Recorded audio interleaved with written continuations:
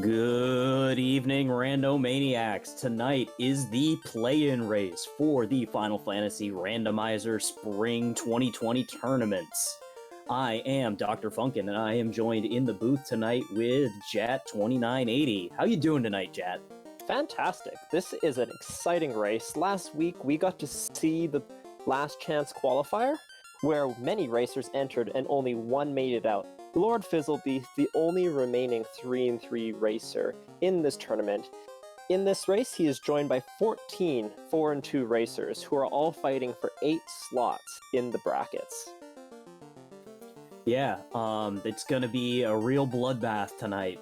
Do you mind telling us a little bit about what kind of flags we're going to be running tonight?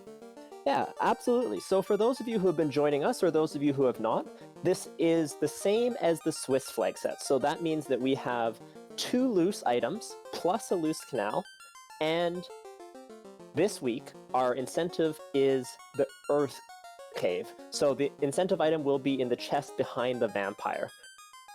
There's 3 kind of dummy items in the Thor Hammer, the Opal Bracelet, and the Power Block. Great to see, but not what they're looking for to move on. And yeah, that's basically what we're looking at. We're not seeing any massive increase in difficulty, so we're looking at 230% maximum increased bosses unclamped. So there's some challenge, and some of these bosses can hit super hard, but nothing that's, outside ordinary or anything that's too crazy where they're gonna get absolutely brick-walled if they get enough levels. That being said, nothing's really too easy here, so it should be an interesting race. It absolutely should. I'm super excited for what's going to go down tonight, and we'll finally get to know who is going to make it to the bracket stage. Yeah, so we'll talk a little bit more about Earth Week. So what are some of the considerations with Earth Week in particular? Like, what makes it different than, say, Sea or Sky or Fire? So the big thing about Earth Week is that it does kind of pull you towards the Earth Cave significantly earlier than you may consider otherwise, because you do have that extra incentive item there. The problem is that also takes you a significant distance away, I should say, from other incentive locations like Ice Cave or Waterfall or Ordeals. It can lead to a lot more map exploration being necessary before you find, things to make your journey easier, like the floater. Yeah, absolutely. Not only that, Earth Cave is often something that people leave almost to last. It's a really slow dungeon. It can be very dangerous as there's a large variety of enemies. A large variety of enemies makes things more dangerous because each of them has a probability of rolling something dangerous. So in a dungeon where there's lots of different types, the likelihood of at least one of them having something you don't want to see is pretty high. And even worse than the fact that you have to go into Earth Cave potentially early is you might need to go into Earth Cave without the rod, which means you're guaranteed to have to double dip it. And that is a decision that we're going to have to see who wants to go in early, who's willing to make that dive without the rod, because if something like the floater's there, that can be huge. It certainly can, and the other thing to think about with Earth is that a lot of people don't like to do it early on top of the, bad enemy formations. The treasure chests in there are extremely spread out, so if you're looking for, say, a loose item, it can be a real time-consuming thing to try and clean out Earth Cave. Yeah, absolutely. It's definitely a pain. It's something, too, where, Warp makes it a little bit faster, but not a ton faster. Exit's great if you get rod locked, but there's nothing that really pulls you into Earth Cave. Earth Cave is kind of just an unsavory place, a little bit like Marsh. But when it's incentivized, it suddenly becomes something that's unsavory, but it's kind of like your broccoli. You gotta have a little bit of it with your dinner.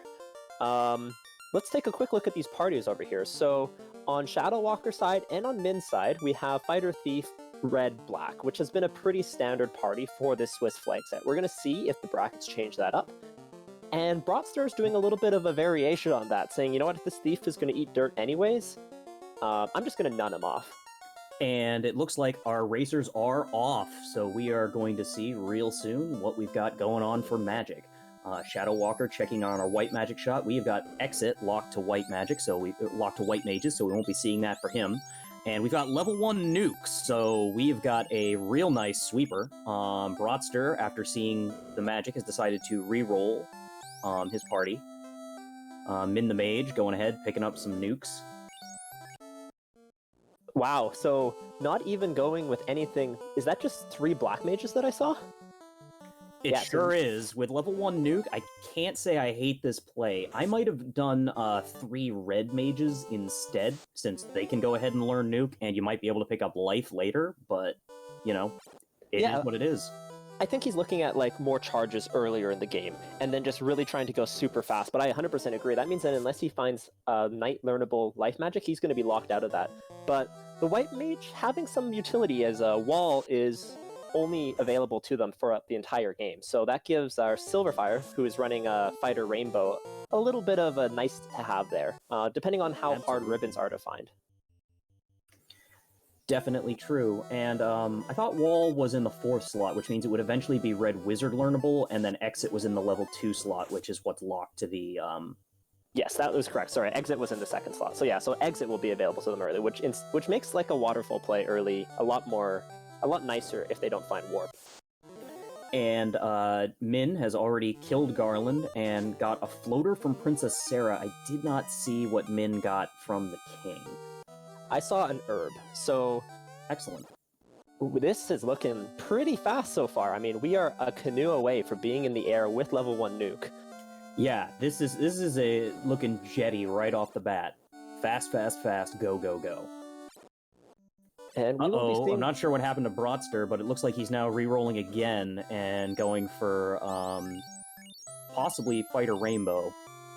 Nope, red, black, black.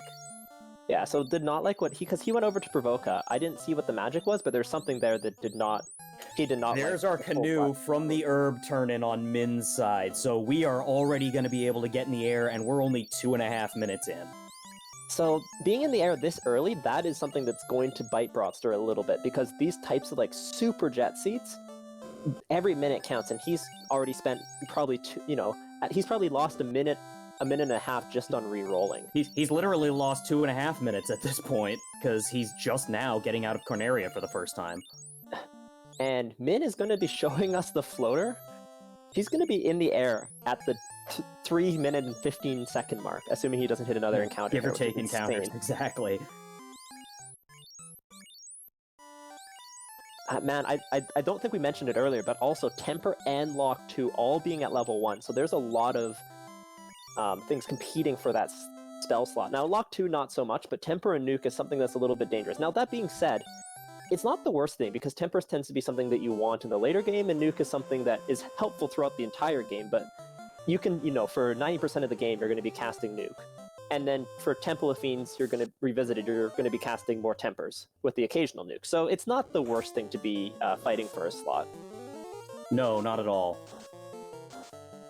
Ah, I see. So that was the reset point. It was because Life 2 was at level 2 for White Magic. That's what Brotster did not like seeing. Yeah, absolutely. I mean, level 2, if you get to promote your knight, they're still going to learn it. But yeah, this is why, like I said, I would have probably gone triple red mage if I were going to re-roll that early. Yeah, I think triple red mage definitely would pay off, but I don't think anyone who's running Fighter Thief Red Black is at that much of a disadvantage here. Yes, you have one less nuke caster than, other people, but the fact that your red mage can learn life, especially life 2, is another huge change. And we also are picking up the chime here, so and we're seeing Oxyale for sale in the shop at Provoca. Oh wow, so all of this is a lot of key items really, really fast. This is definitely a seed that has a wide open decision space, and we're going to see probably a fair amount of route divergence, because we have the canoe, we have the Oxyale, we have the chime, we have the floater. We can go anywhere at this point. And it looks like Min is going for a pop grind, which makes a lot of sense. Grabbing that Oxyale is, more progression. It's another place you can go. Plus, it makes this jet seed even jettier because every key item you pick up is an extra 5% XP. Yeah, absolutely. Now, what does POP stand for? POP stands for Peninsula of Power. It's something you may be familiar with for if you read Nintendo Power as a kid like I did. It is a small section of land to the northeast of Provoca, which has enemies from a completely different encounter zone that are significantly more powerful than anything you should be fighting at that point in the game. And because of that, you can earn some very quick XP and gold. Yeah, now the Pop Grind actually doesn't make quite as much sense with the floater as it would in, if you're having a tough early game, because the floater can just get to those encounter zones anyways. But that being said, it's never something that hurts. And Min is immediately going to go check the Cardia Isles. I like this play because getting some early chests is going to get you some early gold and some early armor, and that's going to let you go far. Also, at level 2, we did see Ice 3 as well. So, like, we have no shortage of black magic sweepers and tons of charges. No, not at all. And I actually do kind of like, just from a routing perspective, finding a Moss Moon in the chests in Cardia, but I do like hitting pop-up for a couple of encounters, considering that he had just checked Provoca while getting in the airship, so it was right there, and it didn't hurt to grab a little quick experience, a little quick gold. Yeah, absolutely. That's definitely not like not a wrong play or a bad play, just something that's a little bit unusual, where it's usually like the pop grind is special because it's something you can get to way earlier than you should. But when you have the early floater, you can go wherever. But an early Massa too, there is no lack of firepower in this seed right now. Yeah, no, we've got everything we need for the end game at this point, except for defense. And the ribbon. That's what I mean by defense. I didn't mean the defense sword, I just meant defensive items in general. But yes, ribbons would be good. Oh, hey, there's a katana if you've got a thief that you want to keep alive. We've got everything that we could possibly want for offense at this point. We literally want for nothing. Yeah, fast is level 2, which means we have fast, temper, nuke, massa, katana, all within the first 7 minutes of this seed. That is insane offense, and life too. Yeah, and you're going to get those fast and temper on your ninja as well for our runners who have a thief, assuming that you do get to promote this seed. Yeah, and we see warp at level 4, so this is definitely a very friendly red mage seed. Like, the fighter thief red-black is not getting punished in any way, shape, or form right now for not having like a dedicated white magic caster or, you know, more dedicated black magic casters. The only thing that we haven't seen really is Cure 4, and that's something that it's very important, but not something that's as important if you have Life 2 as well. And Silverfire just found the canal loose in Matoya's chests. That, unfortunately, is not exactly what you need when you have the floater, but it's always good to find. Yeah, it's, you know, if nothing else, it's an extra 5% XP per battle. Mm-hmm. Yeah, Silverfire about to get in the air, and it's funny when you're in the air, quote-unquote, slow at the 8-minute mark. Yeah, that's just crazy to think about. Just like, yeah, you're slow getting into the air. You got into the air in 8 minutes. But now, when Min got in like 3 minutes and 15 seconds, and we've also got level 4 life that's going to be Red Mage learnable. Yeah, so extra charges, but I think Warp is really the big one, because with Exit being locked out, if you don't have Warp or Exit, that can really punish you going through things like Waterfall.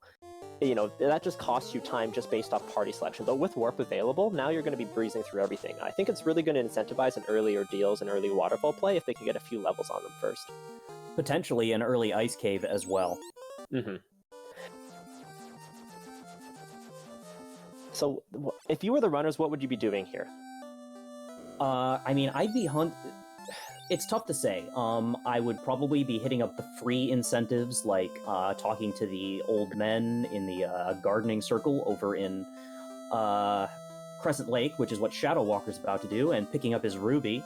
That ruby becomes another relatively free turn-in that gets you over to Sarda and the Titan's Trove, both of which are incentivized, so that could potentially be 2 more key items. And chat pointing out, Night2 saying that Fade was at level 3 white, so literally everything, all the offense, not available to red mages, but they're not really suffering with Nuke and Ice 3 already.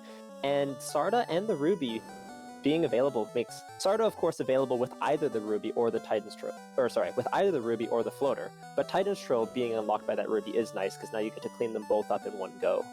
And Sarda giving us the slab, which, again, is another relatively free, yeah, there's a bit of a walk-involved turn-in, but still pretty free considering where we're at in the seed compared to, say, Diving Ice Cave.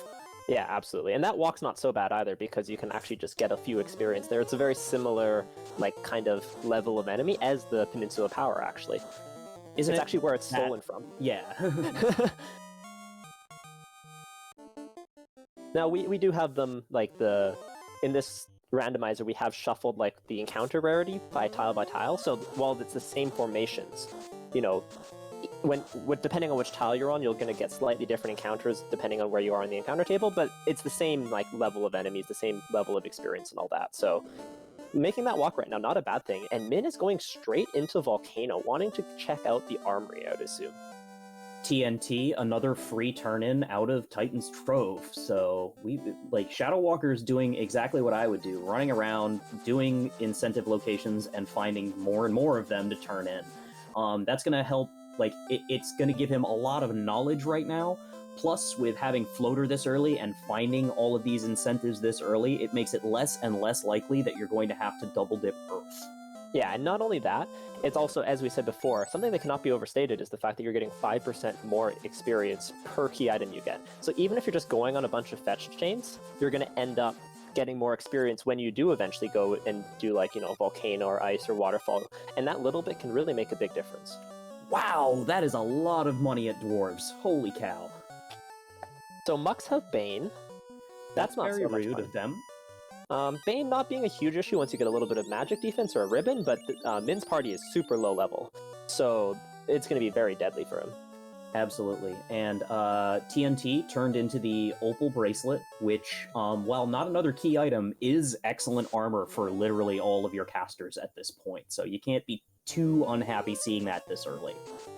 So we have a question in chat, Type Cosmic, asking who do you think is in the lead so far? So I'll say a few things. Number one is that this is only 4 of the 15 racers right now. So if you want to check out the other races, go check out Speed Gaming 1, Speed Gaming 2, and RPG Limit Break.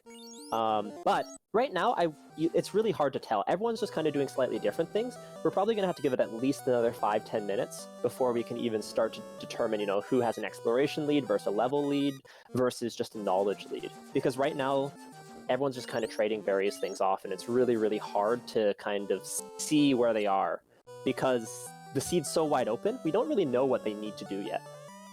Yeah, I do feel comfortable saying that Shadow Walker and Min the Mage have the biggest advantage that we see on our screen just because of how much sooner they were in the air than the other 2 runners. Yeah, I agree with that. Getting the canal and stuff, it's just always any extra locations that you're checking with the ship is just going to be a little bit slower than flying there. And Broadster also just lost a little bit of time because he re-rolled twice. So that cost him about 2 minutes. But 2 minutes is something that you can easily make up. For anyone who's just joining us, this play-in race, the top 8 runners of the 15 will advance. So this is not a race necessarily where you need to be the fastest. It's definitely one that's going to reward safe, consistent play that gets you a solid time with good execution. It certainly is. And with how much, with how much offensive equipment we found right off the bat, that also favors Shadow Walker's playstyle quite a bit. He likes to play fast and loose. As soon as he feels like he's got enough offensive equipment, he has no problem stopping, looking at chests, and just putting his foot on the gas. Yeah. We do still have 2 loose out there, so we did find the canal loose, but that is a loose item, but there's 2 additional loose items past that. So if you were thinking, hey, there's only 1 loose left, no, we still have 2. A ribbon was found in the Volcano Armory, so that's a really nice pickup there for Min, as he'll be able to stop checking chests a little bit sooner if other runners are still looking for a ribbon. Very true, though it's also highly unlikely that that one's going to get missed by too many runners because the Armory is so very easy to check and so chest dense that pretty much everyone's going to check it. Yeah, I think if it's like a go mode situation in later parts that I've seen a fair number of armories being skipped, but yeah, I agree. It's not a difficult location to check, and one that a lot of runners will. Brots are quickly checking the Hall of Giants, which is 2 spike tiles in the Earth Cave, looking to see if he can get some early levels, but doesn't really find what he's looking for. No, not at all. And the turn-in down at Lefane for the slab was the Power Gauntlet. So that's 2 of our 3 dud items from the various turn-ins. So it's looking more and more likely that at least one of these loose is going to be required. Yes. At this point, unless the loose are exactly the Thor Hammer and the tail, we will need to be getting all of them. So, or at least one of them. Exactly. Now, that being said, I think the Opal Bracelet and the Power Bonk are, of the non-required items, probably the 2 you want to find the most. Because the Power Bonk definitely gives you some late-game assurance if you get down to, say, just a fighter. And the Opal Bracelet really, really helps shore up your early armor problems. Shadow Walker is going to be our first player to go into Ordeals.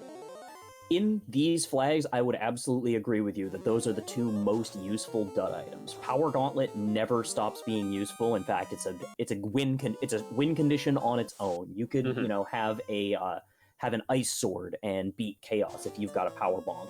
But in some more difficult seeds, you may want to see the Thor hammer sooner, like if you don't have a level 1 nuke to clear enemies out of your way. Yeah, actually, I was going to say that exact same thing. The Thor hammer not being as useful here simply because the early magic is so good. I was running a seed earlier today where the early magic was Rub, and the Thor hammer early was fantastic because that was like my early AoE clears. So no hatred on the Thor hammer, just a little bit outclassed by Nuke and Ice 3 and Fade. I like Shadow Walker's routing here though, going for the early incentives. He's just saying, I'm going to get every single known incentive location before I spend any time anywhere else. And I think it also is just part of his playstyle because he knows that if he hits go mode, he can go real fast. And that's exactly what he wants to do. Yeah, so absolutely. And it's something that I would probably have done in his position as well. I'm not sure if I would have gone for Ordeals first. After finding all of that money in Dwarves, I might have gone back to buy the Oxyale from Provoca and then gone up to Waterfall and checked that. But, it's tough. There's no bad decisions at this point. No, and it is nice to be able to do, Ordeals, Waterfall, and then clear out on-rack as well. But we'll have to see. With the floater is kind of a game changer. I mean, obviously it is because you're going everywhere faster, but it also makes it so that if you have to double back or route back, not cost nearly as much time as, say, when you're sailing. Because sailing is slow, has a bunch of encounters, but flying is fast. Even if you have to go all the ways around the world, you're not spending more than 30 seconds. So, and Shadow Walker doing a very nice job using the warp trip to get through Ordeals. In the vanilla game, you cannot warp in Ordeals because warp is promotion locked, and of course you need to go to Ordeals to get the tail. However, in this case, because he had warp early, you're able to go back to the previous pillar. So if you know that you've made a, not wrong turn, but you made a step that you don't want to, you can just go right back and try again. And that's super nice, as we have re-randomized the pillar maze. So these runners never know exactly what the right combination of pillars is. Absolutely not. And Broadster making his way into the volcano. Meanwhile, Silverfire is giving us our first look at the waterfall cave. Yeah, so we're seeing just immediate route divergence, lots of different trains of thoughts, lots of different priorities really, and kind of the runners showing what they're going to get. Because Min, at the rate that he's going, is going to get the first orblet, but Shadow Walker and Silverfire are going to have a lot more information, and Shadow Walker finding the first loose, which is a loose bottle in Ordeals, that is a really, for people who like to go fast and who want jet seeds, that's exactly where you want to get it, because that is a 100% free chest.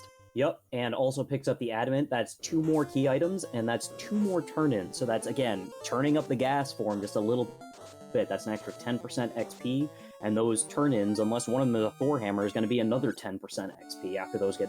Yeah, and we only have 1 fetch item left, which is the crystal. So yeah, this is as much EXP as you could basically ask for this stage of the game. I mean, we're not even 20 minutes in yet, and Shadow Walker has 6 key items? 7 key items? This is an insanely jetty seed. Yeah, and he's got also got access to Oxyale whenever he wants it, and it's extremely, extremely fast. So Silverfire picking up the cube in the waterfall. So is very this nice. Even randomized? Yeah, vanilla cube, but what can you say? Robots gotta have their robotic cubes. But that's a pretty nice pickup, because that is just 1 step closer to go mode. Now, up to things to note about this being a quote-unquote jet seed, we are not that close to go mode. Now, we know where everything except for 1 loose is, so we could be very close kind of once we finish clearing out these incentive dungeons, but we've been getting fetch quests, we've been getting power bonks and opal bracelets and floaters and canoes, but not a lot of loots or keys. Yeah, we still need a key, a loot, and a rod before we can say we're in go mode. And we got a crystal for turning in that bottle. So that is the end of fetch quests, and that's actually kind of nice, because that means you're not going to have to, go back and forth back into the inner sea, and then go to the north continent and then the south continent and back and forth. Shadow Walker just going to clean these last 2 up, because it's, if he wasn't sure if he wanted to go before, he definitely wants to go with the crystal and the TNT in hand. And Matoya has the Thor hammer, so just another bonk item. And at this point, I mean, unless the last loose is the tail, that last loose will be required. It certainly will. However, we've still got to turn in that Adamant, see what that is. our fantastic tracker, Professor Renderer, pointing out that the crown was found on the Agama floor. So that is our last loose. So we now have perfect information that Shadow Walker does not, and that actually really makes this volcano play pay off. Because, yes, the armory is a tempting place, but Shadow Walker is going to be full clearing a bunch of places while he's looking for that last loose, because he now knows that that loose is required. Yeah, he certainly will. But how much he is going to end up full clearing is going to depend on where he goes first. Yes. But like going to C, for example, is a perfectly logical play, and he could be full clearing that before he goes to Volcano to find that loose. Absolutely true. Though he still hasn't bought his Oxy Ale from the look of it. Oh, no, he does. It just isn't lit up on the tracker. And Broadster immediately going into Ice Cave, so he wants none of the northern continent. Going to clear out the southern continent first. Interesting play. We know it's going to be required at this point, but we also know that if he did this later, he could skip a ton of chests if he wanted to. Yeah. Now, being all-seeing, all-knowing commentators, we now know that the loot and the key are in Earth Cave and Ice Cave, respectively. Oh, no, and the rod. The rod yeah, one of those is still in Earth. One of them is the loose that we're about to see from Min. So the rod, the loot, and the key. And this is the key, which means we have a rod and a loot in Ice Cave and Earth Cave left. Yep. And that could be really trolly, because if the rod is in Earth Cave, people are going to be putting that off, especially like Shadow Walker, who doesn't know where all the loose are. That's true, but honestly, Rod might be the best place for it, because you'll know at that point whether you'd still need to be checking chests or not, because you know that Earth Cave is incentivized, and if you still don't have the Rod and you've checked everything else and you found your 2 loose, you're fine. You're gonna go mode Earth, grab the Rod out of that incentive chest, and be done with it. So yeah, Shadow Walker just going to continue clearing out incentive locations while him and Silverfire switch places, as Silverfire is now clearing out our deals, and Min finds a really nice tile here in Astos' back closet. Yeah, the 4 purple worm tile can be just an absolutely silly amount of experience points if they roll relatively low, so you can clear them out nice and quick. And I mean, even if they don't roll super low, Nuke makes everything look kind of weak. As does that masa. Yeah. Silverfire finding a seafood party platter in Ordeal, so not really what you're looking for. And moving right along. Broadster about to show us what is an ice. Whether this is the rod or the loot. We certainly will. And Shadow Walker running into the rare gas dragon encounter in the waterfall, which is also worth quite a bit of XP and fairly easy to kill with a 4-person party. Yeah, not as rare in the randomizer. It can be, but it also, because we once again randomized that table, we're not guaranteed to say that, I think position 7 encounters are as difficult to find as they would be in the vanilla game.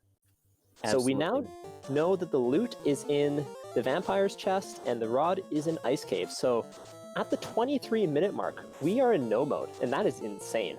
Yeah, this seed could not be any jettier. It is ridiculous. Unless Topher is extremely nasty tonight, we're going to be done very quickly.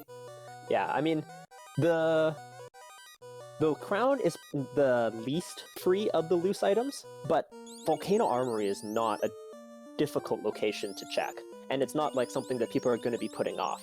It just might not be the first place that Shadow Walker checks or Silverfire checks, because they're kind of on the same path right now. They're like, do incentives, do incentives, do incentives. Okay, I'm going to be done my incentives. I'm going to have perfect knowledge about what I need, and what they're going to know is that they need 1 loose, and that loose leads to the key. And at that point, they're going to have to figure out what their play is. And it looks like, unfortunately for Shadow Walker, he's gonna go do the Sea Shrine before going to do the incentivized Ice Cave.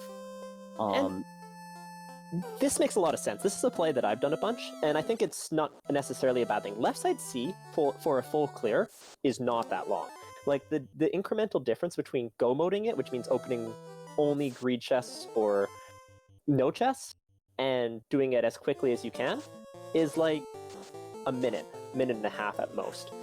So C is not that punishing for going too early, and also has some really good levels. There's a lot of talk about how great it is to walk and grind like Sky 1 or Sky 3, but C is the third dungeon in the game. It's not, Earth, and has some really good EXP as well. So it's a good place to go to get some levels, as well as get a few chests along the way. That's absolutely true, and he's going to be getting a lot of that XP because we've got several unrunnable encounters here in C. Both the Water Naga and Water encounter, as well as that Gray Shark encounter, and these Sea Snakes have all been unrunnable. And the Arsahag, Wisahag pack will also be unrunnable. So we have 4 unrunnable encounters in Sea Shrine. So yeah, this is going to be... it's a good thing they have things like the Massa, because this could be really taxing on their charges. They also have the Thor Hammer, which is a great way to get through the Sea Shrine. And they've got a ninja with a katana. All right, we promoted. Man, this seed is so fast. It's almost like I can't keep track of the fact that we're just like so far in the game already. Usually we have lots of time to talk about, hey, this is what wall does, or this is what this does, because we're waiting for runners to find various things. And this has just been like, and they found this, and they found this, and they found this, and we're in no mode. And soon they're going to be in Topher, and that's going to be this seed. Yep, and Min is doing, at the very least, the top floor of Earth Cave, though I wouldn't be surprised if he's actually making this an Earth Dive, considering that it is an incentive location. Yeah, but this is going to waste him a lot of time, because he does not have the rod yet. That's correct. Does not have the rod yet, and doesn't have that extra loose from Ordeals. Yeah, so... Yeah, okay, he's just checking the first floor, and that's totally reasonable. That's a bunch of pretty free chests. Like, people often talk about, hey, the dwarves have a bunch of free chests, or the Cardia Isles have a bunch of free chests, but if you have a good run, hey, hooray! If you have a good run off the power cycle, you can check those Earth chests basically for free. Because you just run in, check a chest, reset out. Run in, check a chest, reset out. It's really not that slow. Plus the fact that if there's something great in one of those chests, they've got warp, so they can also get out just as easily as they get in. Yes. So we're going to be seeing kind of Brotstar and Min the Mage kind of retracking what Silverfire and Shadow Walker have done. Just because they know their incentive items, they know what they need. The big question is going to be, where does Shadow Walker and Silverfire go? Because that's going to be kind of the decision point for them, because they know exactly what they need to know at this point. And every chest that they open that other runners do not is going to cost them. And we have a ribbon on C in one of the greed chests, so that's super nice. So we have 2 fairly free ribbons, because we have a ribbon in Volcano Armory, and we have a ribbon on C4, or I don't know exactly what to call that, but in the C Shrine. If I were a betting man, and this is a casino-themed tournament, I would bet money on, after clearing out C, Shadow Walker goes to do Volcano and Ice Cave, just because, again, that's the last incentive that isn't Earth to check, and Volcano, just from a routing perspective, is right there next to the Ice Cave. I think the only consideration there is that you could also do Sky. And he knows the loose is required, and Sky is a pretty nice place. Like, he knows he has to do Ice, he knows he has to find the loose. So he's going to be doing them anyways. Now, of course, for his sake, that play is 100% the one that he needs to make. But I can see an argument to be made to go to Sky, and then go down to Ice and Volcano.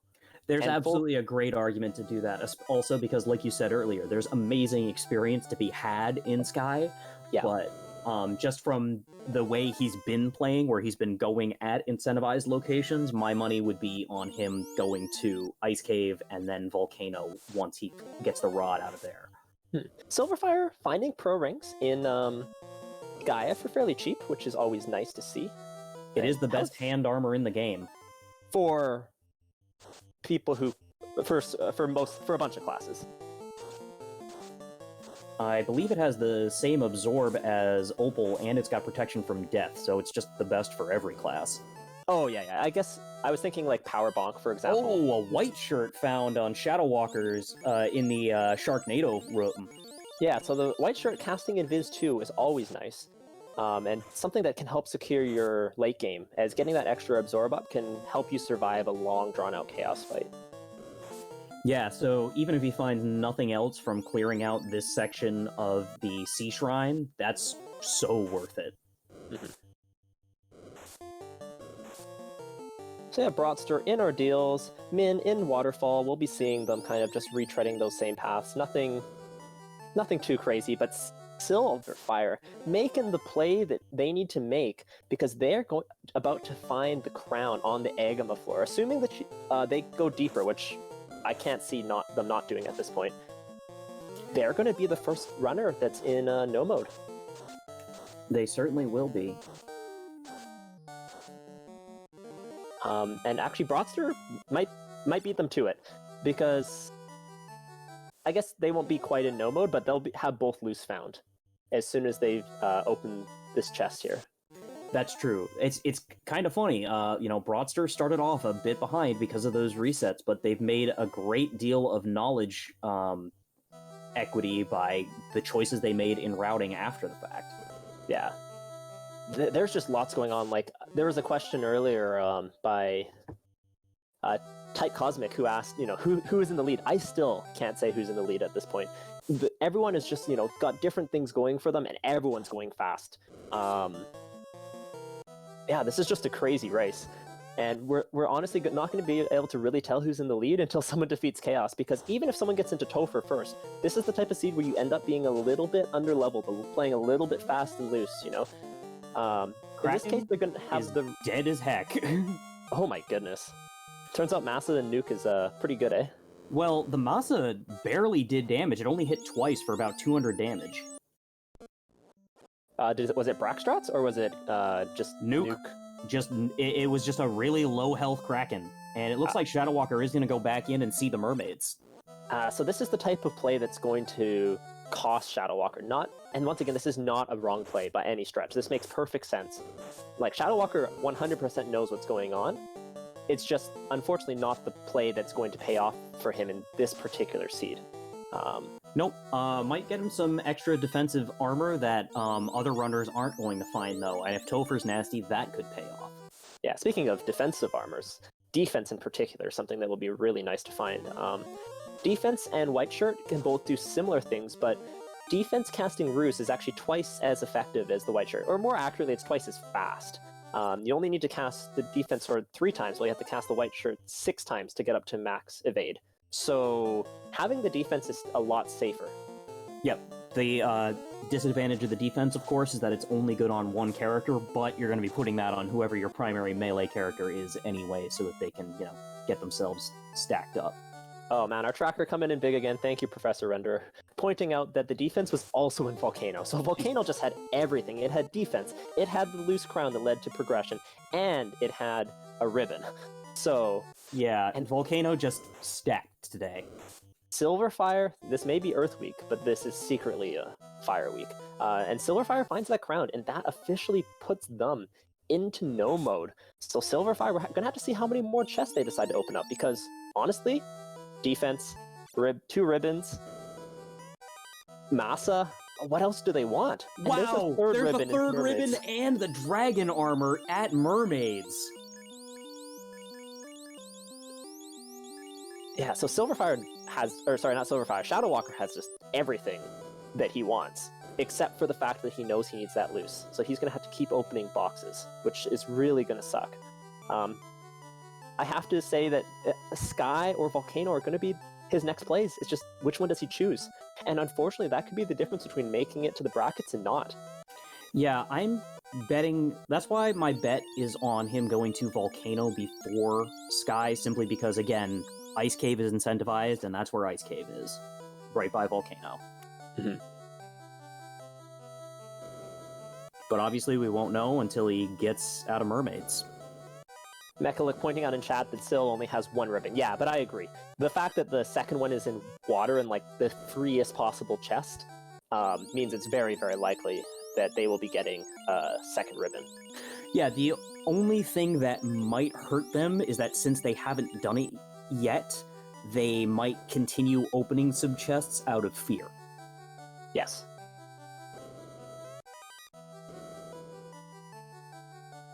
There was also an opal shield up at Mermaids, so just so much defensive equipment at Mermaids. Like, that play, while it wasn't the right one, it paid off in gear. And Min the Mage about to get his second loose, and there we go. So at the 35-minute mark, 3 of our 4 runners have the second loose. And if you were going to ask me, 15 minutes ago, who maybe had the lead, I might have considered Shadow Walker because he was doing a great job exploring, and he still is. It's just unfortunately for him, because he didn't go to Volcano early, he's gonna just keep opening chests while these other people get to decide whether they want to or not, knowing that at most they're just risking leaving behind an item, or like, a non-essential item, maybe something like a defense or a ribbon, although we know that those have all been found, but that's what's going through the runner's minds. Whereas he knows if he skips a chest, he could be leaving behind the loot, and that's just the end of the seed for him. It certainly is. But Shadow Walker is a fighter, and so we're going to see where he goes from here. Meanwhile, Silverfire out of the volcano and moving on to turn in the crystal. Makes sense. Yeah, this is unfortunately going to lead to the Thorhammer, but Silverfire just knows where all the items are at this point, which is fantastic, to be honest. She doesn't, or they don't know exactly which one's which, but when you're into just incentive locations, it's very, very safe feeling. Completely, yeah. Because you know that you're not going to be missing anything at that point. Let's see, Shadow Walker grabbing Warp on the Ninja makes sense, just running around grabbing some magic. And the fact that Shadow Walkers run around to grab magic on his casters also leads me to believe that he'll be going to Ice Cave and Volcano next, because I just agree. from routing perspective. Yeah, the fact that he went back now means that if he was going to do Sky, I think he would have gone there pretty much right away. At this point, I agree. I think it's going to be Ice and then Volcano. Yeah, it absolutely makes sense at that point. You hit the incentive location first, then you hit the next dungeon. Yeah. And we'll see what Silverfire does. Now, we haven't been talking quite as much about Min and Broadster recently, but that's just because they've been retreading some ground, but they are making quick work of this, and they are soon to be kind of on an even-ish field to, Silverfire and Min and Broadster are all going to kind of converge to the same level of information and the same what they've gotten done very soon here. Because, yes, they took two different paths to do the same thing. Like, our two rightmost runners, they kind of did the southern continent first, and then our two leftmost runners did the northern continent first. But you got to do both in this seed. So they're both going to, swap places, finish up, and then we're going to see what all pans out. Mecha Link in chat pointing out that Silverfire going out of their way to pick up Wall and Life 2 on the night. I would not say that that's out of the way. I would say it's just a necessity. If you can get Life 2 on your night, get Life 2 on your night. Yeah.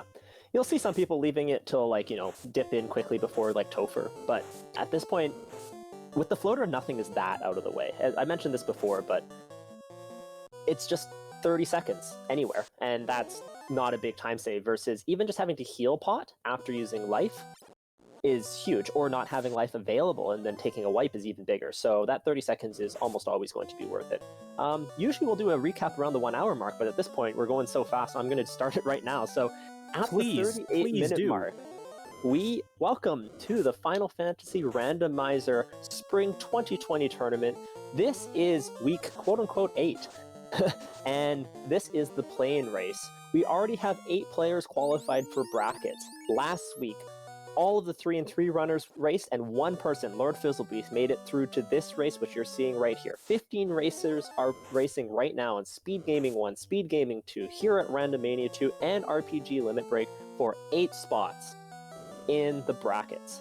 This is Earth Week, again, which means that we have an incentivized location, which no one has checked yet, behind the vampire. And for those of you who are just joining us, this is the jettiest of all jet seeds. We have Life 2, Nuke, Temper, Fast, all Red Mage learnable at level 1 to 4. We have a Massa, we have a Katana, we had Floater Canoe within 7 minutes. So this is just a blazing fast seed. We had Floater Canoe in 3 minutes on Min the Mage's side. Oh, in the air at 7 minutes. No, he was in the air at 3:15. Oh, wait, was it? Oh, was it? It was anyway. 3:15 for Min. That's how crazy this seed has been. And both the loose items were in Ordeals and in Volcano. 3 of our runners, everyone except for Shadow Walker, have found both loose. And Shadow Walker just needs to go to Volcano, which is where it looks like he will be going next. So we are about to be seeing just an absolute race to the finish. We could be seeing multiple sub-hour finishes in this seed between the 15 runners running it right now. And there's definitely the skill, talent, and a little bit of luck to get there.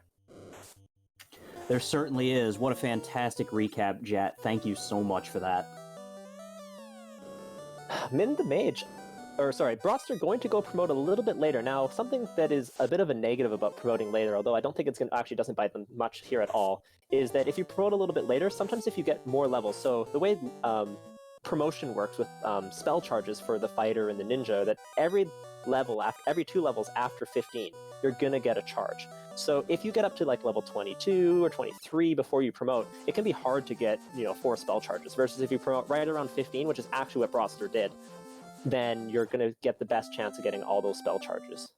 Certainly are, and so I think the person who's gonna get bit for this the most is Min the Mage, who still has not promoted at this point, and has done most of the running around.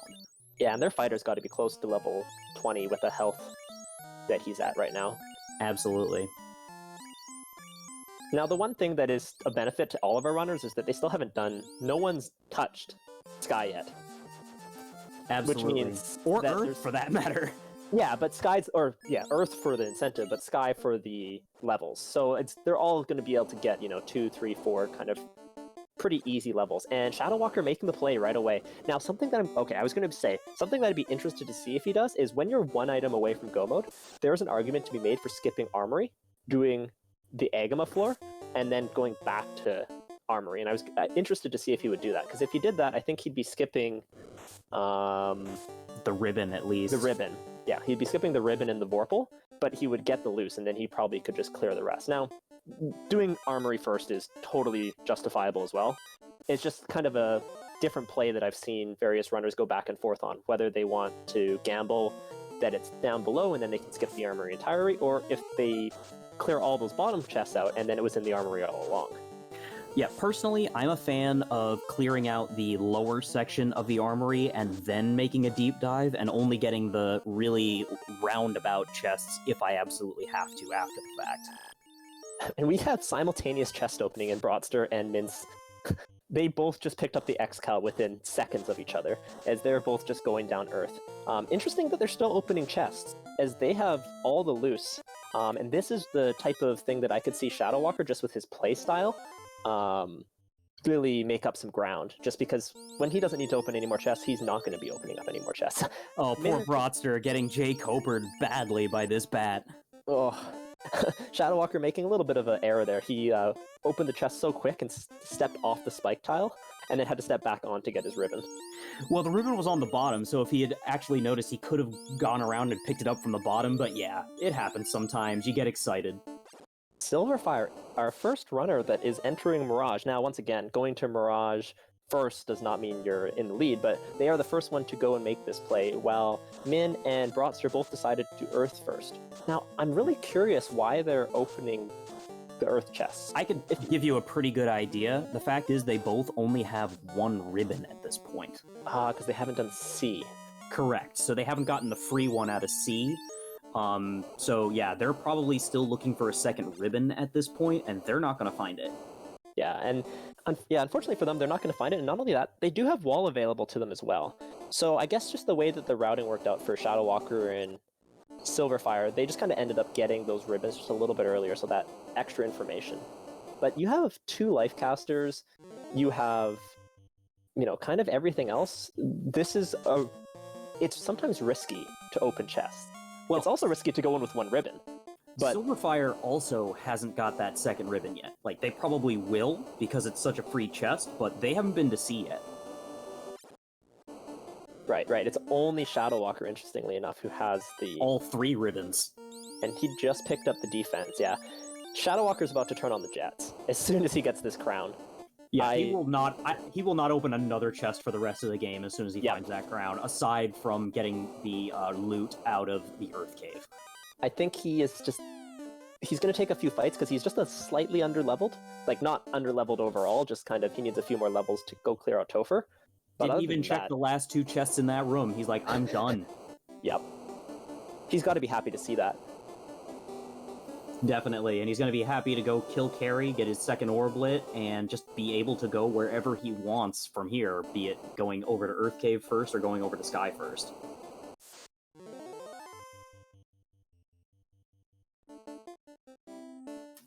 But Shadow Walker about to light a second orb, while Min and Brotz are also about to light their... Well, not about to, but getting well on their way to lighting their second orb, and Earth is a slow dungeon. That is something that, you know, whether you're opening chests or not, Earth is a slow dungeon, but if you're opening chests, it's an especially slow dungeon. Yeah, and Silverfire, I believe, did kill Carrie already, though. That is not showing up on the tracker. Yes, Silverfire has killed Carrie. And what about Broadster? Has Broadster killed Carrie, or is this going to be Broadster's first lit orb? I'm not sure. I know they were in Volcano. I'm not sure if they exited out or not. We'll have to see shortly.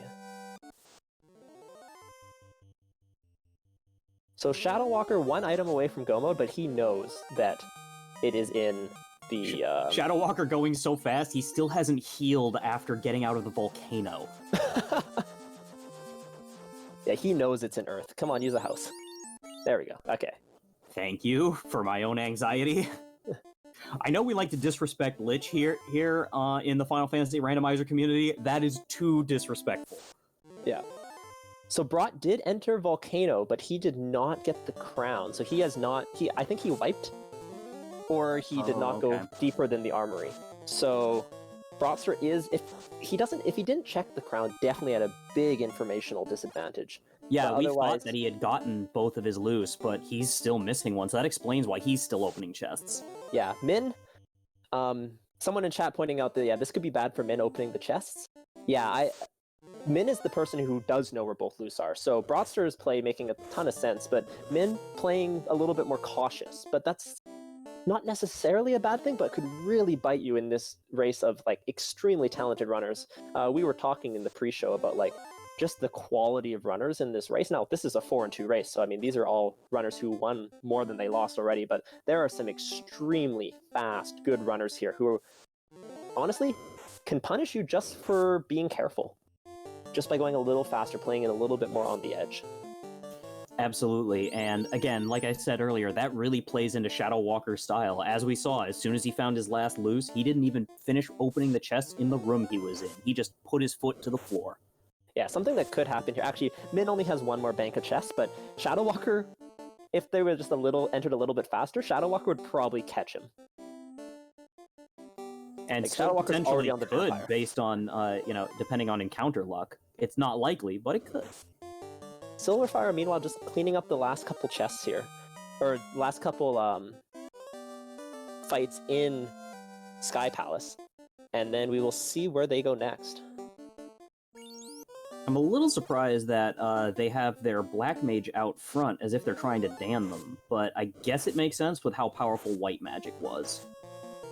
Yeah, they might just be deciding that they want a few more levels on their fighter and on their Red Mage. Their Black Mage probably already has all the charges it needs, so it's just really health, and they would rather get a little bit more firepower in other places. The Red Mage levels for charges because the Red Mage gains charges slower than the kind of black and white wizards, and then the fighter just to do some more damage. Yeah, that absolutely makes sense to me. Just a little surprising to see trying to drop a character down this late in the run. Yeah, I think it's just looking for, like, they're basically just like war mech fishing at this point. Yeah, that would be fun. And it's just about time to get those bless RNGs in the chat if you want to see the robot chicken, because Silverfire is about to be on the Bridge of Destiny. Unless this fighter has something to say about it. It definitely doesn't.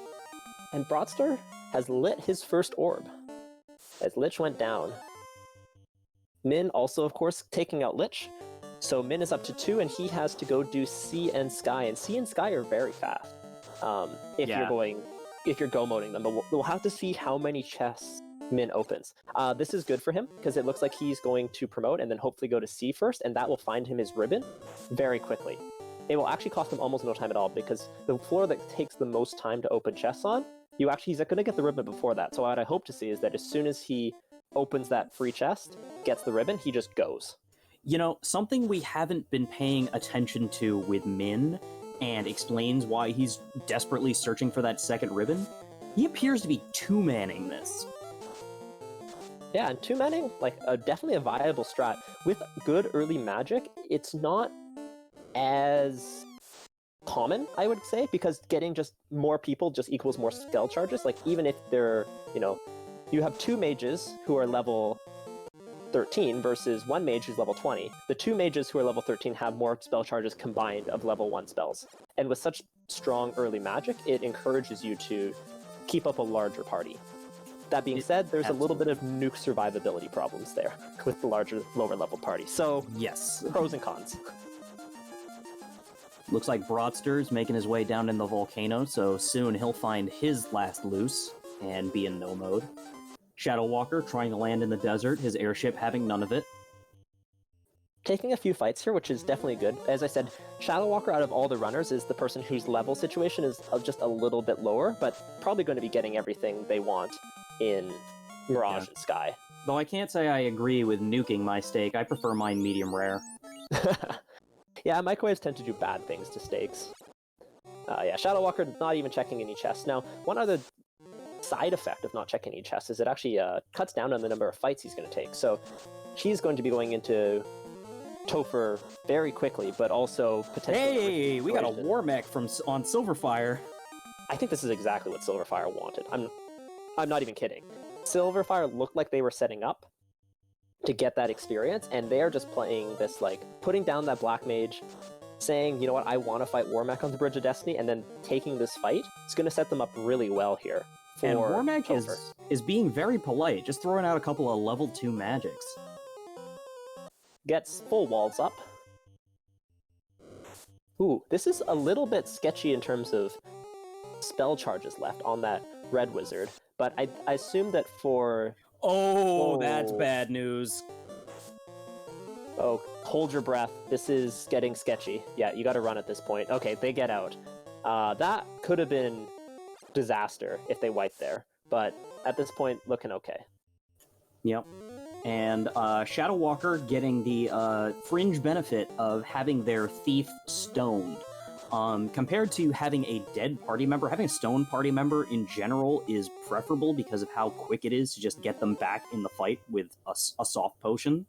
So, like, you get the benefit of having a 3-man party without the downside of having one who's completely down on the ground and having to waste a spell charge on them. Not only that, it's also really, really nice in that you don't have to have your life caster still up in order to unstone them. Which means, like, for example, having a stone white mage or something like that is super, super nice, because you can unstone them to get that life charge. Exactly. Broadster taking on Carrie. Carrie not known to do much here. Tia going down immediately to the Massa. Yep. Paper Dragon Queen. It's funny, all the feats kind of look like paper to Massa. They certainly can, though I will say that Kraken was pretty dodgy, only getting hit twice for 200 damage. Yeah, Shadow Walker opening no chests. Will he even take these greed? I don't think there's like an item left that he wants. Like, literally the only thing he could possibly want is Aegis Shield, and it's not worth it to go check those greed chests. Yeah. Oh, it looks like Silverfire... Okay, maybe no. Maybe they just knew that they wanted some heal pots. I was going to say, they must have found the bottle already, and yeah, I think they're just looking for literally just item restock before they get ready to finish up the rest of their orbs and go dive Topher. The Space Drake asking if there's only one winner from all of this. And oh, Shadow Walker getting his own war mech. No, Space Drake. There are actually going to be... This is a 15-person race, and the top 8 will move on to the bracket stage. Shadow Walker getting talked the business by Warmech, seeing that the punches hurt. And there is no defense strats right now. This is a little scary. Oh, but he takes down Warmech. Oh my goodness, that Warmech had no health. That is going to give him, like, a huge XP boost. Getting up to level 25 on that Red Mage and that Fighter, that is a big game for Shadow Walker with how low his levels were. Yeah, everything I was saying about needing, like, just those few extra levels that he might not have gotten before Topher just got solved by Warmech there. And that Warmech had no HP, less than 1,000. Yep, absolutely. And these slimes are going to be great XP for his other party members who didn't just get it from Warmech. And Silverfire also showing that they do not want to open any more chests. They're just going to go, but I hope they check for the ribbon here in the free chest. That is like... a second War Mech and Shadow Walker's taking it. Now, considering how paper it was, I'm not too surprised, but this is definitely a risk with how hard it was punching. Doesn't matter, goes down, and he gets another huge boost of XP. Yeah, those are big levels here. All of Shadow Walker's kind of Topher risk. Now, there is still risk, but you have to remember, Shadow Walker's the person with 3 ribbons. Topher is looking a lot less scary. The only thing that he is susceptible to is, like, a bunch of nukes. Min the Mage, meanwhile, taking on Kraken to light his 3rd orb. So, Shadow Walker and Min are kind of at a very similar place right now, because Min, about to get his 3rd orb lit, and he has Sky left, and Shadow Walker has Earth. Or, sorry, Shadow Walker took out... This is Shadow Walker's 4th herb. Oh, okay. Shadow Walker's about to go into Temple of Fiends, and he's fighting a T-Rex for even more big XP. Yeah, I just did not see the Fire Orb lit. So, Shadow Walker about to go Temple of Fiends revisited. But this is not bad news for Min, as Min is 1 orb away, and that is the closest of the runners on our screen right now. Once again, 8 people going through, so you don't need to be the best. You just need to be top half. And there we go. Come on, Silver. Check that chest. Get that ribbon. Now, Shadow Walker got his key from turning in his crown. He's good. And at 56 minutes and 30 seconds, Shadow Walker 227 is the first of our runners here on Randomania 2 to make it into the Temple of Fiends Revisited. Yeah, and I think this is really impressive performance by Shadow Walker. He has opened more chests and explored more things. Like, except for Earth, he opened everything that the other runners have, plus mermaids and sea, and he's still entering a solid few minutes before our other runners. That being said, 1 wipe here and everyone else is right back, like, caught up to him. That's how close this race is right now. And it looks like he feels comfortable with his levels too, because he's not even taken that 3 Gas Dragon encounter, which could be, again, a great boon of XP. I think taking levels in Topher is kind of inherently risky, because if you wipe, all those levels are just kind of gone. And those double War Mech fights, man, that really put his levels in a place that he's got to be way more comfortable with. Absolutely. 26 on the Fighter and the Red Mage, 21 and 23 on the Ninja and Black Mage, respectively. Silverfire's still opening chests, finds a white shirt, gets the 2 ribbons, but just the greed ones, so I mean, you can't really fault them for it.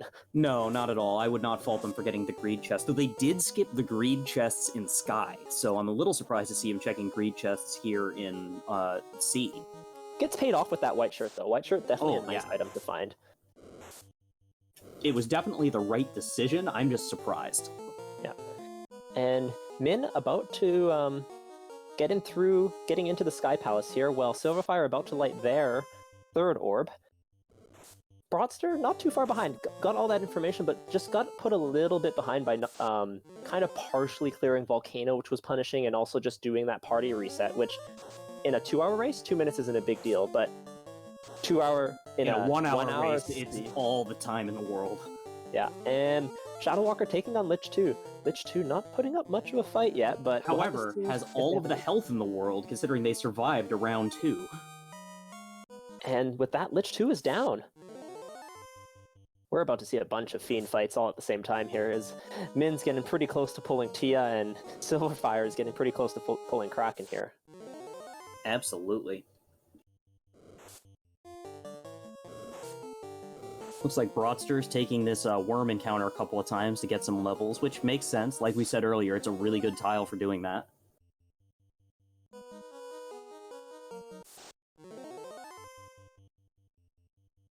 Shadow Walker 1 step away from carry 2.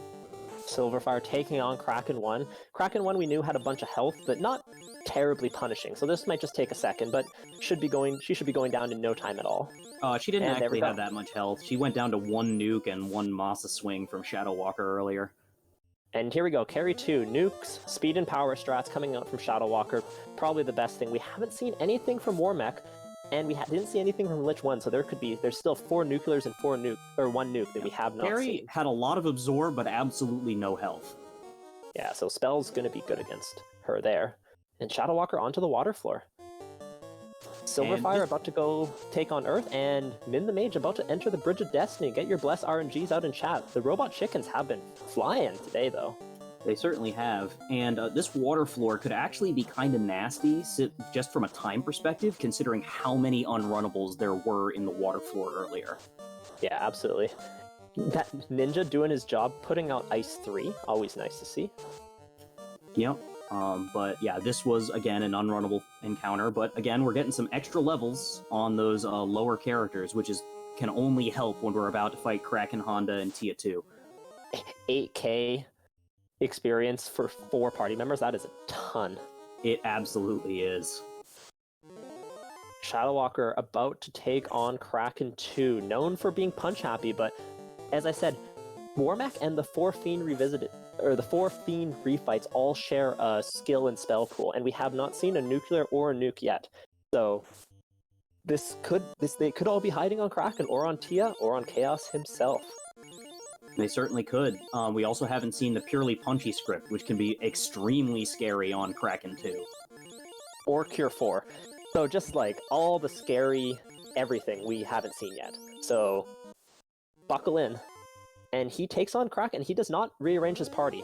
So no, and he's still going pure speed damage. Kraken throwing out some Ice 3, Shadow Walker not bothering to buff, just going full swings, full nukes. And Kraken had no health either. Wow, speed and power strats paying off. Shadow Walker learning from his good friend, Lord Fizzlebeef, who is running in this race right now.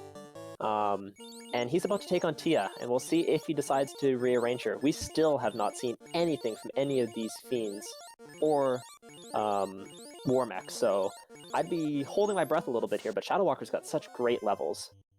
Certainly does. Okay, finally showing some respect. Yep, we're throwing out a fast, at least. So defense, lock, white shirt, fast. That's definitely a buff round. Yep, and Tiamat playing nice, throwing out a fire 2.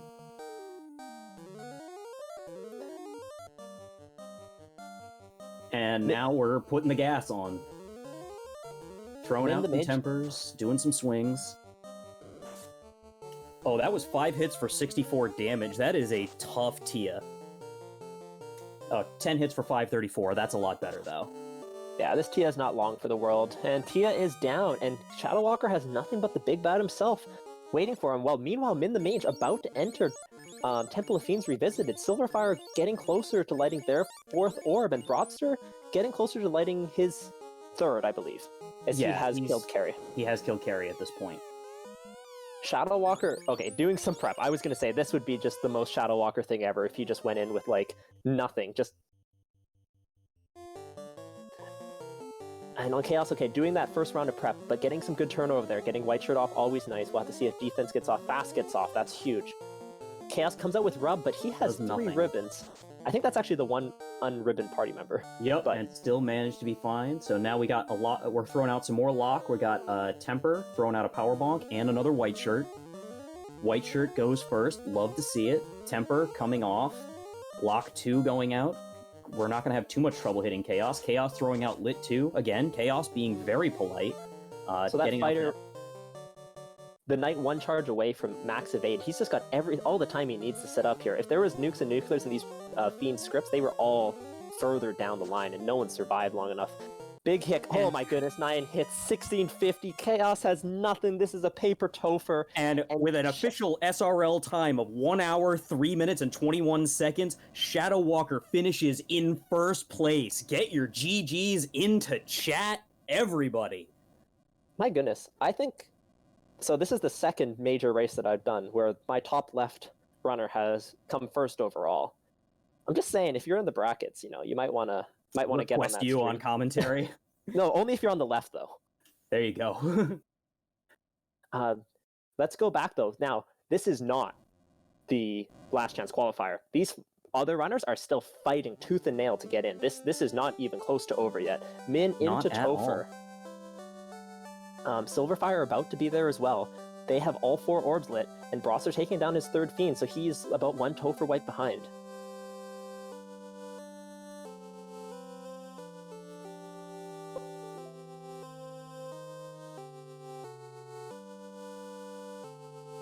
Eight runners advance, and at this point we try not to give spoilers of other streams as they're going on, but we will kind of keep you updated roughly on how many finishers we have, just so you kind of know, how close this is, who's fighting for what.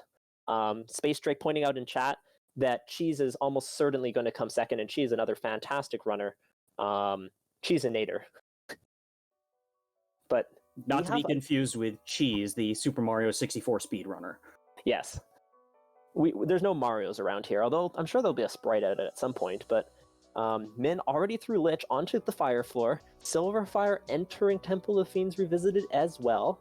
Level situation, Silverfire looking a little bit higher, but they both have 2 ribbons, so both are in pretty safe shape here, and we did not see anything threatening from those Fiends.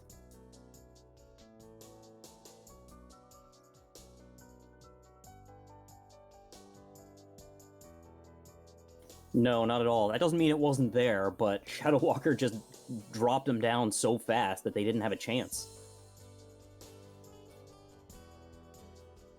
Oh, apparently Tiamat had some nasty stuff. And we are joined in the booth by the man himself, Shadow Walker 227, coming in first place. GG's, man. Seriously, GG. That was amazing. Hey, thanks. So, fun fact. Oh, go ahead. I was going to say, fun fact, you were actually the last person on our stream to find the second loose. I don't doubt that. I expect a lot of people went to Volcano early. But you just blazed through the rest of the season. Those double war mech fights. How did that feel? Oh, it was amazing. I was really hoping to get a war mech. That's actually why I left the Ninja stoned. I wanted to get some extra EXP in Sky to get level 24 for that extra Mazza hit. And then I saw war mech, and I was like, yes, this is exactly what I want. And he went down so easy, I decided to take him a second time. Yeah, absolutely. That war mech punched real hard, but was paper thin. And you did a great job taking that down. Interestingly, Silverfire, one of your co-streamers, had the exact same fight, but they had to run away. But they had the exact same strat. They took down their Black Mage, their Black Wizard, before they went onto the bridge, trying to get that exact same thing, because your level situations were pretty similar, but you just punched them down way too fast. Yeah, I figure he probably only had like 600 to 700 HP, so the fact that I was throwing some nukes as well as swinging that fasted Mazza made a huge difference. Yeah, unfortunately, Warmech was real rude and just punched Silverfire's fighter out first thing. Ooh, yeah. He definitely hit very hard. I remember taking upwards of 400 plus damage, so definitely nasty.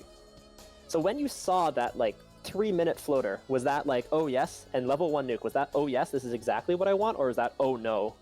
Oh, I love Jet Seeds. I find the routing choices of Jet Seeds to be some of the more interesting. I know a lot of people kind of like to watch the trolley seeds and, oh, what's it going to make our runners do? And that's cool, but I really enjoy the, how fast can you go? How fast can you do all of the things that you're so used to doing? And when you get to just push the pedal through the floor, it feels great. Yeah, absolutely. We were kind of saying that right from the beginning. As soon as we saw that, we're like, oh man, this is such a Shadow Walker seed. We didn't want to jinx you or anything, but we're like, he's going to go super fast. And then the big question for us was just, when were you going to check Volcano? And you kind of followed exactly the path, just your mindset just shows in the way you play. You just want to go fast. You want to check those high probability checks. And then as soon as you know that you're good, you just flew. And that really paid off here. So great job. Min is about to take on Kraken 2 and Silverfire on the exact same floor. And we have, at this point, 3 runners who have finished. So these two are very much in the running for the brackets. Temple of Fiends didn't really have much, Shadow? It was on the lighter side. I want to say every Fiend except Lich 2 rolled downwards on HP, but Lich 2 is Lich 2, and you saw him punch for 2 damage, so whatever. Speaking of punching, Kraken 2 just punching out the White Mage on Silverfire's side. And Min went down to 1 party member left against Kraken 2, but luckily that 1 party member left was the Knight with Life 2. So everything looking good so far. All level 1 through 3 basically just had all the magic you could possibly want. The only thing I didn't really see was Cure 4, but other than that, is that magic what you want to see? Did you want to see exactly that with that Fighter Thief Red Black Shadow Walker? Oh, Magic was so good I almost didn't check level 3 and 4, but the one reason I did want to check it was in case Warp was there, which Warp being at 4 meant that I had literally everything that I wanted. When you've got Life 2 available for the night, you've got Life at level 4 for the Red Mage as well. Since Life 2 was level 2 was a little bit overloaded, having Ice 3 and Fast as well. It just gave me all the tools that I would have ever asked for. Yeah, absolutely. And while we're talking here, so Min the Mage just took down Tia 2, and Silverfire just pulled Tia 2. So these two runners are neck and neck, and we'll have to see if they get into this bracket here. Silverfire going pretty fast here, yep, just taking out those tempers, 5-hit, 575, Invis 2 coming out, getting the turnover that they need. Fire 2 come out, Tiamat not doing much to those two ribbon characters, and this Tia is going to be dropping real soon. Nuke, fade, swing. Min running into some unrunnable iron goals right outside of Tia, unfortunately. I don't think you saw those, Shadow, so that probably means that he came in on a different encounter table. I'm assuming that you power cycled before you went in? I did. I always try to power cycle before Temple of Fiends because that gives me an idea of like what I'm looking at, and if it ends up being a good set of fights, or at least not a terrible set of fights, I'll always just power cycle again. Okay, and those so iron goals let Silverfire springboard across Min the Mage and pull Chaos before. there are 3 slots left. 5 runners have finished, and we have 2 runners on our screen right now pulling Chaos. This is all going to come down to menuing and seeing what those other runners are doing. This is very impressive. We may have 8 runners finishing faster than an hour and 15 minutes here. Similar strats, but Min goes for a cheeky Bane. Oh man, can you imagine if he got the Bane? 2 slots left. Chaos punches down Min's top mage. But they have everything they need, but you gotta menu. Lock 2 coming out. These knights are getting very strong. Terminated! Oh, there's only 1 slot left. Yep. Silverfire finished in 8th. Silverfire got the last slot. Did Min not get in? Min got in at 9th. Oh my god, Min lost by less than 10 seconds.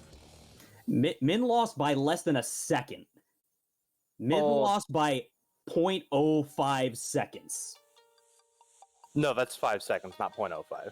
Oh, sorry, I misread that. That's all right. So Min lost because he came in on a different encounter table, and that different encounter table unfortunately just happened to have the unrunnable Iron Galls. Sylv got onto Chaos, and they both terminated Chaos at about the same time. Yeah, that was incredible. Wow.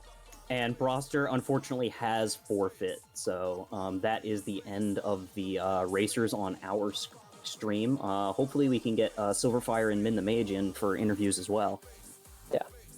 Man, So- that's a heck of a seed that in order to to move on to brackets, you needed a 112 or lower. Right? Yeah. You and Syl took very similar routes, Shadow, kind of throughout.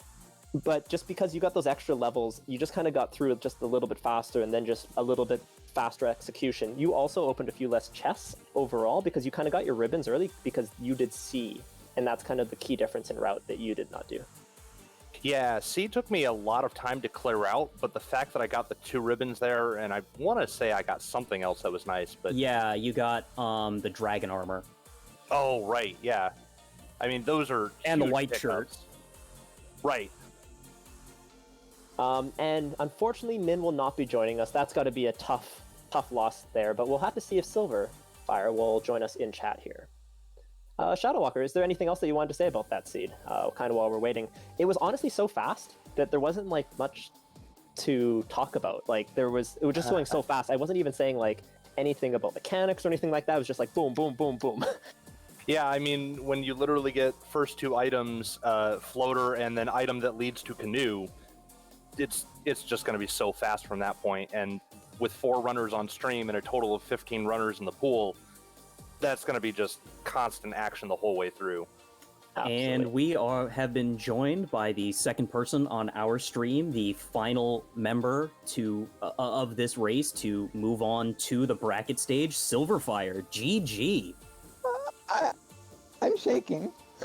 Hi. So, do you want to know what the difference was between you and Min at the end there? What? He was on a different encounter table and got struck by unrunnable iron goals just before getting to the chaos floor. Yeah, I did have to fight an unrunnable pack of whiz vampires and vampires there too. So I didn't get there without my own unrunnable luck. Yeah, but he cleared Tia 2 just before you did, and then you got into chaos just before he did, and that was the difference in 5 seconds. And you also got through Heal 3 is a lot better than heal potions. Yes, you got through Topher just a little bit faster because of things like that. Also, just like menuing and various things like that. But GG, that's got to feel incredible to get into brackets like that. Yeah, that's a tiny enough gap that like, if anyone like requests a manual retime, like we'll do it. Yeah. So Simple Sarah pointing out in chat. 4 seconds behind Asherwells and 5 seconds, or I was 4 seconds behind Asherwells and 5 seconds ahead of Min. Simple Sarah pointing out in chat. There was 91 seconds between 4th and 8th, and 5 more seconds to 9th. That's how close this race was. Yeah. So that's something, all right. So when you saw that jet seed, were you happy or sad? So I was a little sad. Okay. I think my strengths lie in like weird nonsense that makes you sail all over the world. Yeah, I'm really good at like that kind of encounter manipulation, and like a jet seed where you get the airship right away just doesn't allow for that to leverage as much. And like this was a messy enough encounter table that like, there's not a free hero run, so like, that could have given me like a little advantage had it been the case, but it wasn't there. Yeah, it's funny. You got into the air at about 8 minutes, and we were talking about how we were a little worried about you because, like, while that's fast to get in the air in general, you were also like the third person on our stream to actually get in the air. I knew I had kind of detoured a few things a little bit, like grabbing Matoya's cave before turning in the herb, and I spent maybe a little extra time shopping in general, that I knew it's like, yeah, I'm kind of sluggishly moving my way down to that. And shopping is probably one of my biggest weaknesses in this game in general. A lot of like re-entering shops and stuff. I wasted some time at the end being like, maybe I'll go buy a steel armor. Wasn't it in Crescent Lake? And it wasn't in Crescent Lake, and I'm like, forget it. I don't have time to waste on this. Just equip the opal bracelet on the knight, it's fine. Yeah. But at the end of the day, you're giving yourself some, not a hard time, but you're saying, these are some things they could do better. But at the end of the day, your execution was there and you made it through. So congratulations. Is there anything, now as we go into the brackets, so both of the two people here, Shadow Walker and Silverfire, you have both made brackets. Is there anything that you are looking forward to in the brackets? Anything you're scared of? We have Town Shuffle on, lots of tough opponents. It's funny, because as much as Floor Shuffle is one of my favorite things, like with the full entrance randomizer, I'm really inexperienced with Town Shuffle. Yeah, I'm not a huge fan of Town Shuffle if you're not shuffling other entrances or floors, but, it's something different. It'll mix things up. Now, also, there's the drafts, and how do you think that is going to play into it? Because I think with Town Shuffle, one of the big things that, maybe people who are watching don't immediately realize is Town Shuffle really messes up your magic. You have level 1 magic guaranteed. Yeah, your early game magic in particular. And then that could be it for a while. Any thoughts on that, like draft and Town Shuffle? So I've been kind of doing a lot of planning with Demi, who is a wonderful practice partner, and is also 3 minutes better at this game than I am. Yeah, don't spill your strats, but that you've been practicing hard with kind of that in mind. I'm not gonna like. I have plans that work for me, and they are not exactly the same as the plans that work for her. Oh, okay. That's really interesting because you guys. But we've talked about it a lot. it's really interesting because Shadow actually, like, this seed, like, as soon as he came into this room, we asked him and he was like, this was my seed. This was exactly what I wanted to see. And you were like, this is not exactly. So it's very true that, like, strats that work for one people, exactly the same flag set, might not work for others. What about you, Shadow? What have you been doing? I probably have not been practicing as much as I should, but I don't know. I kind of... There's enough variance in these flag sets that it is weird to practice them, because, like, no two seeds play even remotely similar on these flags. There's just so much different that it's like you're almost playing a different flag set the whole time, even though it's the same flag set. It's very strange. Mm-mm. Have you done a flag set, or had there been a race yet in this tournament where you haven't run Fighter, Thief, Red, Black? Oh yeah, I've run several different parties actually. Like, for instance, week 2, I agreed with Grandylicious to do Fighter Black Mage None. Okay. And I was doing Fighter Rainbow there for the beginning of things. I'm experienced with a good number of different things. I don't think anybody's going to find it easy to trip me up in drafts. I like that. I've been, admittedly, every time that it wasn't a draft in brackets, which I think the only person I drafted against was against Leggy. I've been fully on the Fighter Rainbow. I've not deviated from that when given my choice.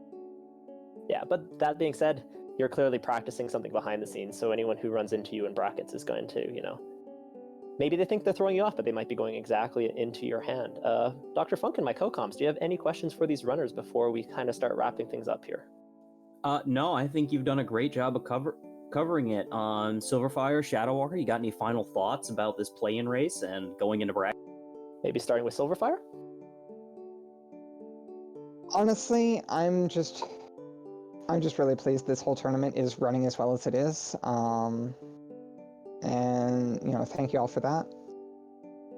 Shadowwalker, any final thoughts as you exit kind of the Swiss and the play-in race and go into the brackets? A little bit of relief. It was it was kind of frustrating to go the first 4 weeks and go 4-0, and then the last 2 weeks kind of fell flat of where I was expecting myself to be. So getting a very nice time in this play-in race was very reassuring. So very happy about that. And it was a super fun seed. Yeah, definitely your style of seed, and you really showed it there. Dr. Funkin, my co-coms, fantastic work. Any final thoughts? Hey, if y'all saw this and thought, boy, that looks super fun, I'd like to give that a try, go to FinalFantasyRandomizer.com, hit the randomize button, and roll yourself up a seed. If you'd like to learn more about how to more effectively run it, come join us on the Final Fantasy Randomizer Discord. There's a link to it on FinalFantasyRandomizer.com. Please follow all of our wonderful runners for putting on that great show for you. Please follow my co-commentator, Jat. Please follow Duchess for Kaio-sama and Professor Renderer, our wonderful trackers. Please follow Dark Moon EX, our wonderful restreamer. And if you feel like it, follow me. Yeah, and with that, that's pretty much going to wrap us up here tonight. That was a heck of a seed, an absolute jet, and I think for anyone who's a newer runner or an experienced runner, I think there was lots to learn by looking at the different runners, how they race that, the menuing, the routing decisions, and ultimately just how to get through a seed really freaking fast. So congratulations to both of you for making it into the brackets. GG's. Tune in next week for the brackets, I believe, Silver, and we hope to see you all again soon. And don't forget to follow Randomania. I just looked, and it's very likely that I'm going to be paired up against Demarine in the first round of brackets. So, oh no! So much for keeping our draft strats secret. That's going to be a heck of a race, though. I'm definitely tuning in for that. Anyways, man, that just gets me excited now. That's a great way to end off. Absolutely. GG's to our runners again. Thank you for joining us tonight. For those of you who chose to watch Randomania 2, you got to watch the runner. Have a great night, everyone, and hope to see you all again next week.